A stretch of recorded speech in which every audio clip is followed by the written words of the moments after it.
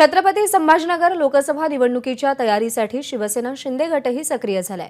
मुख्यमंत्री एकनाथ शिंदे यांच्या उपस्थितीमध्ये 11 जानेवारीला छत्रपती संभाजीनगरमध्ये शिवसेनेच्या मेळाव्याचं आयोजन करण्यात आलंय। या मेळाव्यामध्ये लोकसभा निवडणुकीच्या प्रचाराचा नारळ शिंदे फोडतील। छत्रपती संभाजीनगरमध्ये शिंदे गटाचे 9 पैकी 5 आमदार आहेत। कृष्णा केंडे आपले प्रतिनिधी सध्या आपल्या सोबत आहेत। कृष्णा, छत्रपती संभाजीनगर हा कायमच शिवसेनेच्या अस्मितेचा मुद्दा राहिला आहे। तिकडे शिवसेनेचं संख्याबळही खूप आपल्याला दिसून आलेलं आहे कायम, पण आता 2 गट पडलेले आहेत, त्यानंतरही लोकसभा निवडणूक होतीये। दोन्ही गटाकडून कशी तयारी केली जाते? दोन्ही गटांकडून लोकसभा निवडणूक लढवण्याची तयारी जोरदार सुरू आहे आणि मुख्यमंत्री एकनाथ शिंदे हे 11 तारखेला छत्रपती संभाजीनगरमध्ये मेळावा घेऊन लोकसभा निवडणुकीचं रणशिंग फुंकण्याची शक्यता आहे।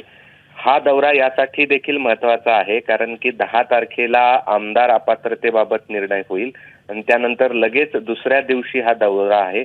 निकाल विरोधात लागला तरी या ठिकाणी शक्ती प्रदर्शन केलं जाईल कारण की इथे 5 त्यांचे आमदार आहेत आणि ते मोठ्या प्रमाणावरती जनसमुदाय मेळाव्याला एकत्र करण्याची त्यांच्यामध्ये शक्ती आहे आणि जर निकाल बाजूला लागला तरी या ठिकाणी शक्ती प्रदर्शन इथे होईल आणि इथूनच लोकसभाचं रणशिंग फुंकलं जाईल आणि त्यामुळे या मेळाव्याकडे सगळ्यांचं लक्ष लागलेलं असेल आणि तसा मराठवाडा हा शिवसेनेचा बालेकिल्ला आहे आणि फूट झाल्यानंतर सर्वाधिक आमदार मराठवाड्यातले हे शिंदे यांच्या सोबत गेलेले आपल्याला पाहायला मिळतात आणि त्यामुळे लोकसभा निवडणुकीच्या पार्श्वभूमीवर हा मेळावा अत्यंत महत्त्वाचा मानला जातो आहे।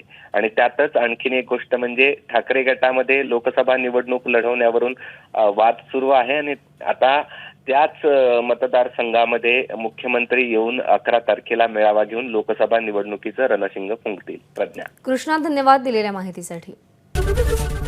एबीपी माझा, उघडा डोळे बघा नीट।